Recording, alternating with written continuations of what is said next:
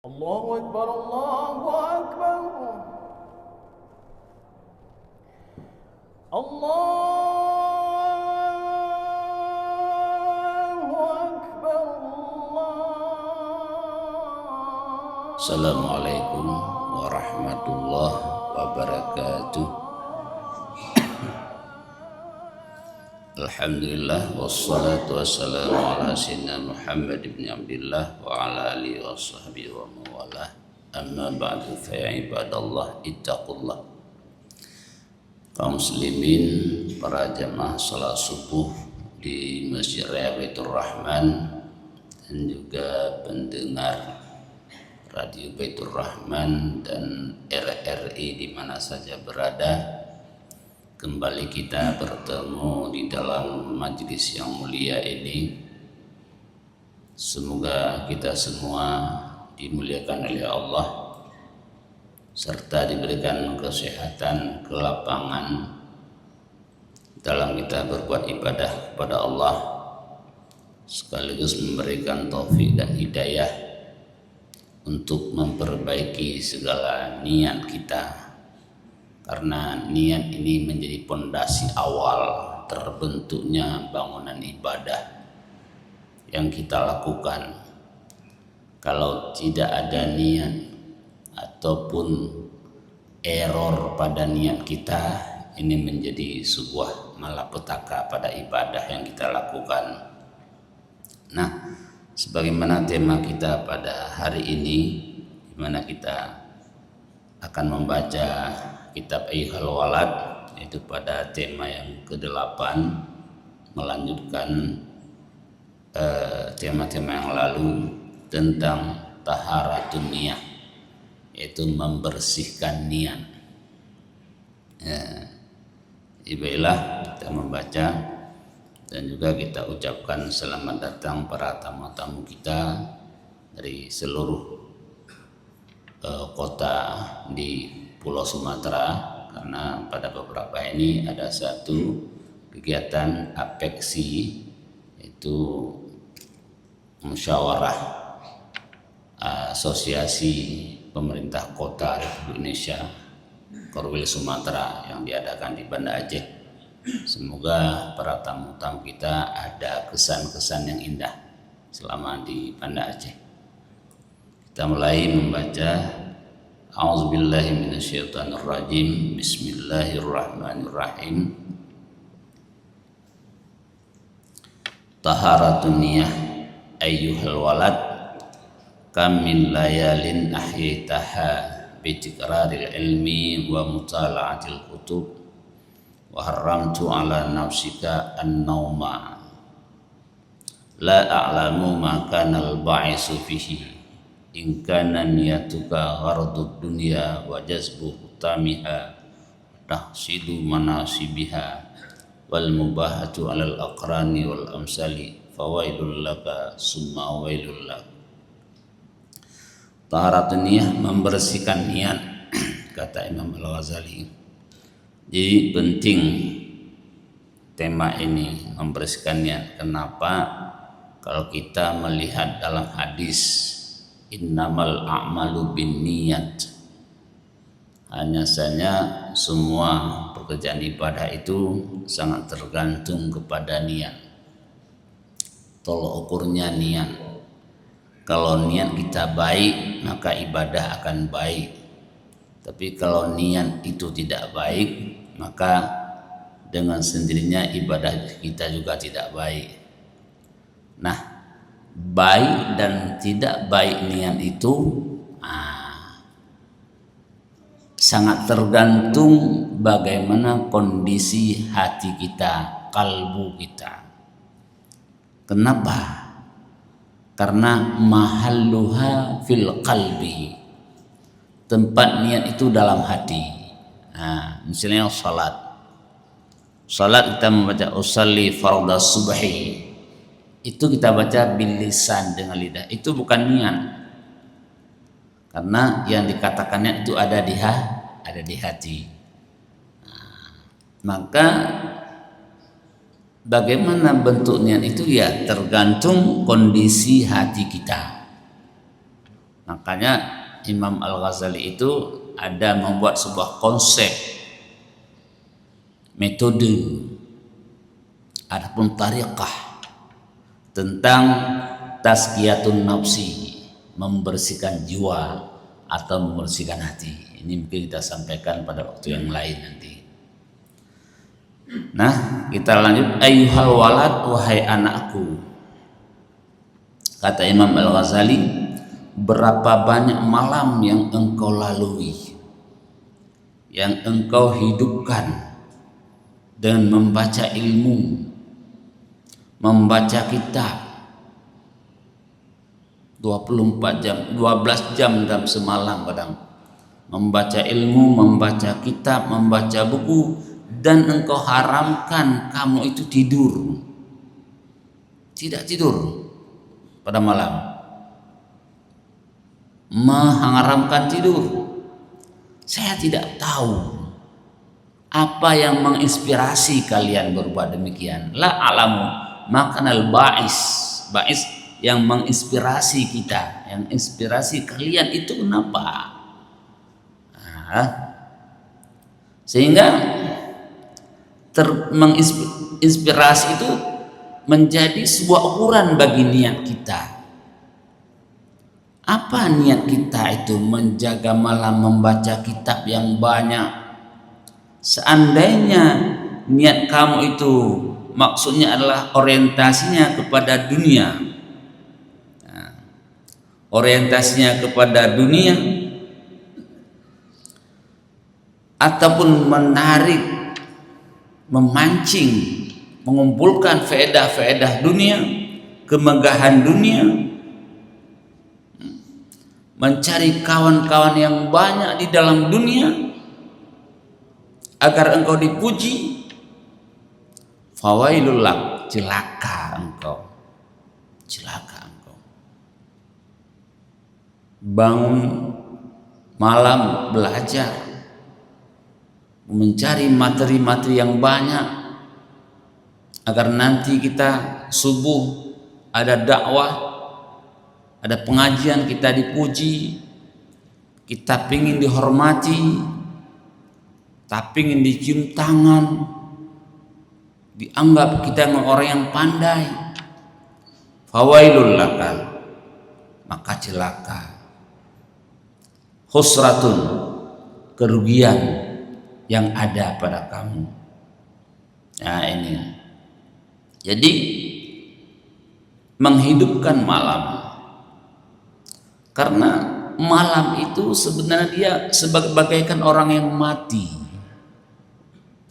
Malam ini ya cerita tentang malam. Bagaimana kita berinteraksi dengan malam. Jadi harus kita tahu bagaimana malam itu, kata Imam Al-Ghazali, ibarat orang yang mati. Dia tidak berfungsi apa-apa malam itu. Nah, wa isghaluha bi ta'at karuh, berbimbangnya kita dengan taat pada malam itu ibadat ruh. Ruhnya malam, artinya batang tubuh jasad tadi yang sudah mati punya ruh, akan punya ruh, dan dia akan bermakna bagi kita. Makanya kalau ingin kita malam itu bermakna bagi kita, bagaimana kita menghidupkan malam itu bitta'an, dengan ta'an, bukan hanya duduk di warung kopi doang. Kita yang banyak duduk warung kopi nan sampai pole malam, pokok malam,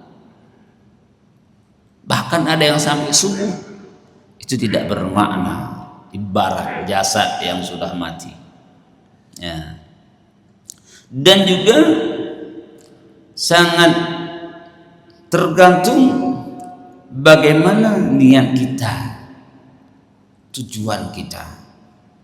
Kalau sekedar kita berbangga-bangga nanti punya teman yang banyak, mencari teman yang banyak, mengumpulkan pujian-pujian, akan mendapatkan harta yang banyak, mendapatkan proyek yang banyak, yang semuanya orientasinya kepada dunia, bukan kepada akhirat. fawailun, maka celaka. Ini husratul azimah, yaitu kerugian yang besar.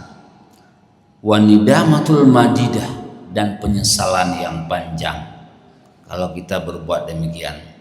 Bahkan akan diberikan oleh Allah uqubah syadidah, azab yang berat kepada kita. Nauzubillah. Ya. Karena ini khusus kepada kita diberikan oleh Allah. Kenapa? Mujahadah, perjuangan kita pada malam itu tidak menghasilkan apa-apa. Mujahadah, jaga malam kita pada saat itu, yang niat kita tidak sesuai dengan keinginan Allah, tidak sampai kepada sesuatu, malah kita sampai kepada azab Allah.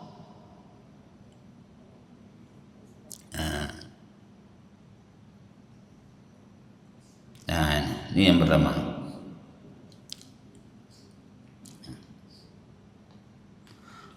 Wa in kana qasduka fi ihya'u syariatin nabi alaihi salam wa tahzibi akhlaqika wa kasrin nafsi al ammarati bisu fatuba laka summa tuba laka. Seandainya tujuan kamu itu pada membaca ilmu dan membaca kitab itu adalah ihya'u syariatin nabi, menghidupkan syariat nabi. Bagaimana menghidupkan syariat nabi? Itu dengan kita mengajar dan belajar, berzikir, bagaimana kita memfatwakan hukum, menjelaskan hukum-hukum, terutama pada masalah-masalah hadisah kontemporer yang begitu banyak, memecahkan masalah umat. Nah, ini adalah al-akhradul hamidah, tujuan yang terpuji. Atau wa tahzibi akhlaqika, ingin memperbaiki akhlak kamu, memperbaiki karakter kita dari yang tidak baik menjadi baik, agar kita berakhlak dengan akhlak yang mulia. Kalau dulu mungkin kita sering menggunjing orang, ghibah orang, menipu orang, berbohong kepada keluarga, ingin kita merubah diri kita dengan jaga malam, bertafakur, mengevaluasi diri kita pada malam itu, beribadah, berzikir kepada Allah. Waqas nafsul ammari bisu, atau tujuan kita pada malam itu yaitu beribadah kepada Allah, ingin melawan hawa nafsu, membunuh nafsul ammarah. Ammaratu bisu, karena nafsu ada nafsul ammarah, nafsul lawamah, nafsul mutmainnah. Nafsul ammarah ini yang sangat negatif. Dia selalu ammaratu bisu, mengajak kita kepada berbuat jahat. Memang di belakangnya nafsul ammarah itu adalah para setan, iblis. Dia selalu mengajak kita untuk memberontak, melawan regulasi-regulasi yang ada pada syariat kita, melawan perintah Allah. Ini tugasnya setan semenjak masa Nabiullah Adam. Semenjak masa Nabiullah Adam sampai kiamat, itu setan laknatullah alaih tak akan pernah berhenti mengajak manusia untuk melawan perintah Allah. Ini nafsul ammarah. Turun sedikit dari nafsul ammarah menjadi nafsul lawamah. Lawamah ini udah agak lampu kuning, ya. Dia kadang sesekali memang jatuh dalam dosa, tetapi dia ada rasa penyesalan. Aduh, kenapa tadi saya berbuat dosa? Kenapa tadi saya berbuat dosa? Ini harus saya tobat kita. Nah, nanti jatuh lagi pada buat dosa. Ini nafsu lawamah. Jadi dia kadang-kadang dia lawamah itu mencela dirinya setelah berbuat dosa, sehingga dia tobat, tetapi akan dosa lagi. Jadi jatuh bangun. Lawamah, jatuh bangun. Jadi yang baik apa? Nafsul mutmainnah. Bagaimana dalam ayat Allah itu, ya ayyatuhan nafsul mutmainnah irji'i ila rabbiki radiyatan mardiyah. Ini akan dipanggil oleh Allah untuk masuk surga. Makanya kalau kita ada mengikut tarikat Naqsyabandi, dalam suluk-suluk itu di saat tawajuh, penutup tawajuh itu dibaca ayat ya ayyatuhan nafsul mutmainnah irji'i ila rabbiki radiyatan mardiyah fadkhuli fi ibadi wadkhuli jannati. Masuk endingnya masuklah dalam surga. Itu. Jadi ini tujuan kita. Yang pertama tadi menghidupkan syariat Nabi, memperbaiki akhlak, membunuh hawa nafsu. Kalau demikian adanya, tubalaka fatubalaka, maka berbahagialah. Endingnya akibatul hamidah wal fawzal abadiyah as'ada sarmadiyah, yaitu berbahagia, sifat yang terpuji, kemenangan yang abadi, bahagia yang hakiki tertentu bagi orang yang berbuat demikian. Diulang lagi, summa tabalak, kemudian berbahagialah engkau. Itu kata Imam Al-Ghazali. Jadi kita tinggi di atas yang tinggi. Jadi ada yang menjelaskan tuba yang pertama bahagia kita di dunia, tuba yang kedua bahagia kita di yaumil qiyamah. Karena menghidupkan syariat tadi, karena menghidupkan syariat, memperbaiki akhlak, itu menjadi penyempurnaan bagi kita. Kita akan menjadi manusia yang sempurna, sehingga kita bukan hanya jasad kita, tampilan kita sebagai manusia, tetapi akhlak kita tidak memiliki akhlak manusia, akhlak kemanusiaan, akhlak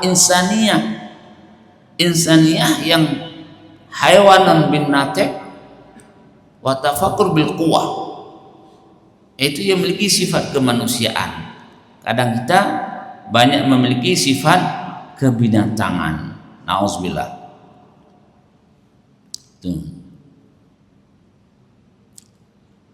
Jadi dalam menghidupkan syariat, memang ini tugas kita, menghidupkan syariat, menghidupkan agama. Tugas kita, tugas orang yang beragama. Sehingga ada hadis, wabil ilmi hayatul Islam. Islam itu akan hidup dengan adanya ilmu. Ilmu itu pendidikan. Maka yang terpenting bagi kita bagaimana pendidikan itu berjalan. Pendidikan ini harus kita jaga, kita rawat. Jangan sampai pendidikan kita dihantam. Kalau kita melihat perkembangan dunia kekinian ini sangat parah, kemajuan teknologi, sehingga para generasi ini, kadang-kadang generasi Gen Z itu, bahkan kadang generasi stroberi, stroberinya tengah lemong, dipandang sangat bagus, cantik, satu hari dia sudah layu, tidak punya kekuatan. Jadi kadang pendidikan menjadi sesuatu yang sangat kita khawatirkan, sangat kita khawatirkan. sehingga nanti agama itu akan hilang. Agama itu akan hilang. Nah, ini yang harus kita jaga. Maka bagaimana kita ini ataupun tugas kita adalah menjaga pendidikan agar agama ini tetap hidup. Jangan sampai rusaknya Islam itu karena orang Islam itu sendiri, bukan orang lain kadang yang merusak Islam, karena kita sendiri. Ya. Jadi berbeda. Maka Allah Ta'ala memberikan konsekuensi kepada seseorang itu, memberikan balasan tergantung bagaimana niat daripada kita. Maka kita kalau membaca cerita-cerita orang dahulu, kadang-kadang para ulama-ulama dahulu itu cuma belajar niat tok itu puluhan tahun, belajar manajemen niat itu mereka puluhan tahun. Kenapa? Sangat tergantung pada niat. Nah, jadi ini waqad sadaka maqala syi'run. Nah, sungguh benarlah para pensyair. Nah, ini didukung apa yang disampaikan oleh Imam Al-Ghazali. Jadi didukung oleh sebuah syair. Nah, syairnya berbunyi, saharul uyun li ghairi wajhika dha'i wa buka'uhunna li ghairi faqdika batil. Terjaganya mata untuk selainmu itu sia-sia. Terjaganya mata untuk selainmu itu sia-sia, dan tangisannya bukan karena kehilanganmu itu palsu. Dan artinya membuka mata dan jaga, tidak tidur, tetapi tidak untuk menuntut ridha Allah. Kita jaga begadang malam bukan talabatu ridha Allah, menuntut ridha Allah. Maka ini akan sia-sia, dha'i, khasir, rugi yang nyata. Rugi bukan rugi dalam dunia, rugi untuk selama-lamanya. Kalau kata Rasulullah pada Sayyidina Umar, rugi kita di dunia itu tidak mengapa, susah kita di dunia itu tidak apa-apa. Karena apa? Susah kita di dunia cuma 63 tahun paling lama. 63 tahun. Wa abkaru dalam satu hadis, wa a'maru ummati baina sitina wa sab'ina sana. Usia umatku itu di antara 60 dan 70 tahun. Jadi kalau kita rugi di dunia ini enggak apa, cuma 70 tahun. Tapi kalau rugi kita di akhirat, ini yang bermasalah. Berapa tahun kita rugi di akhirat? Susah kita di akhirat, berapa tahun? Siapa yang bisa jawab? Kalau kita lapar di dunia, kita punya kawan, tentu kita bisa minta sama kawan. Kawan yang satu nggak kasih, minta kawan kedua. Kawan kedua nggak kasih, minta kawan ketiga. Tak duit 50.000, 20.000 cukup untuk kita makan, bahkan lebih. Kalau kita lapar di hari akhirat, kita minta sama siapa nanti? Minta sama siapa? Dan itu berapa tahun? Selama-lamanya. Ini. Makanya begadang malam bukan untuk menuntut itu Allah, itu adalah sia-sia. Wa baka'uhunna, dan menangis bukan karena kehilanganmu itu palsu. Artinya palsu itu juga sia-sia, bohong, hawa. tidak bermakna. Bukan karena kehilangan Allah, bukan karena kehilangan nikmat Allah kita menangis. Hilang sepeda kita menangis, hilang dompet kita menangis, hilang jabatan kita menangis, tidak terpilih menjadi pemimpin, menjadi pejabat, menjadi ini kita menangis. Meninggal keluarga kita menangis dan lainnya, bukan karena Allah, bukan karena kehilangan nikmat Allah, maka batil,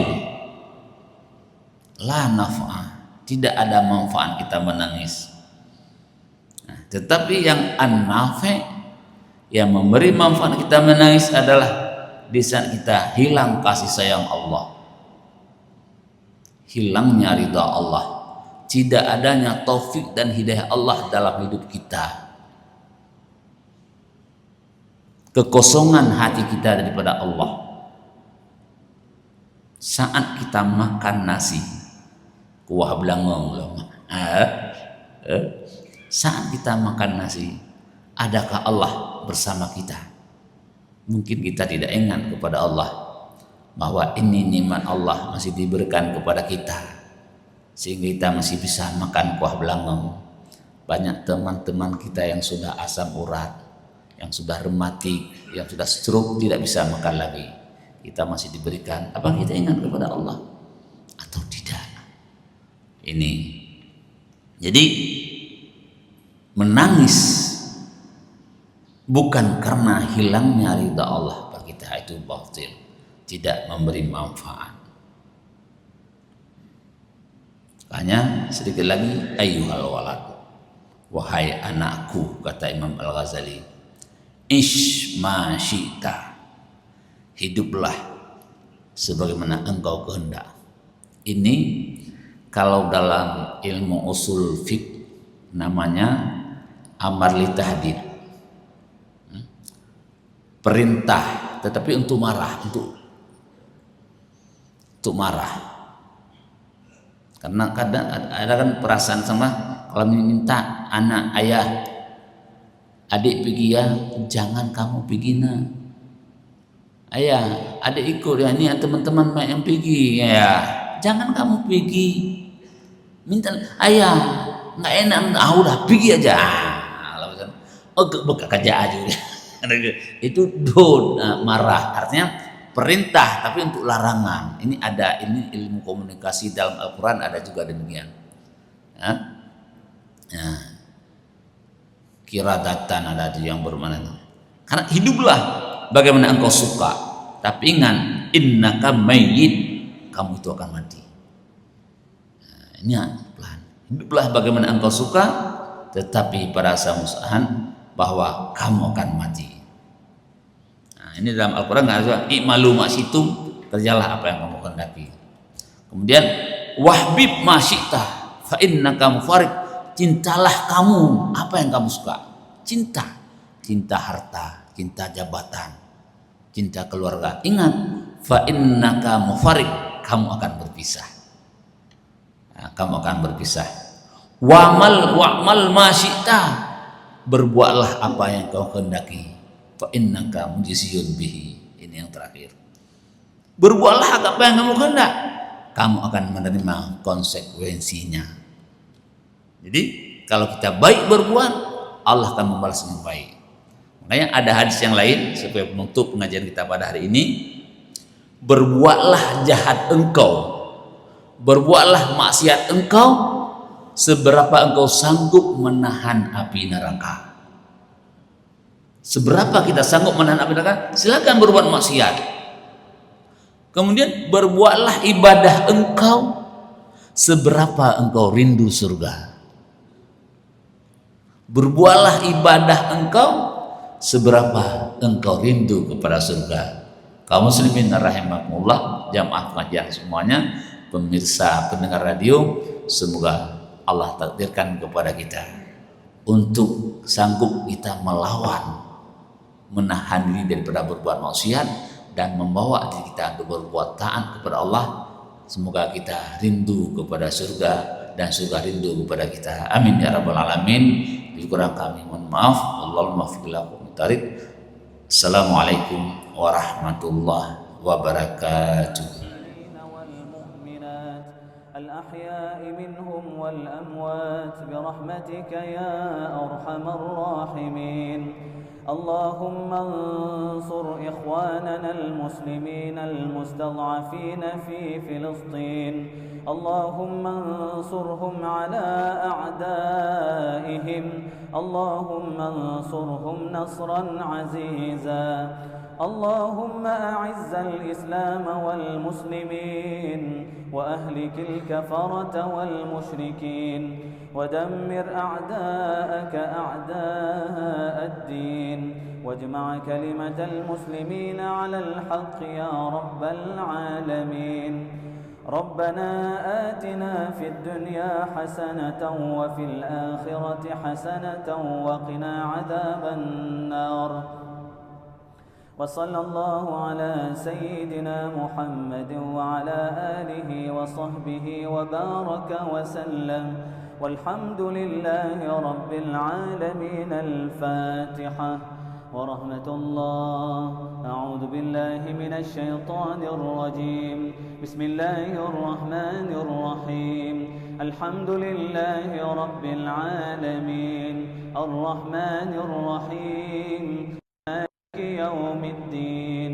إياك نعبد وإياك نستعين. اهدنا الصراط المستقيم. Gibraltar.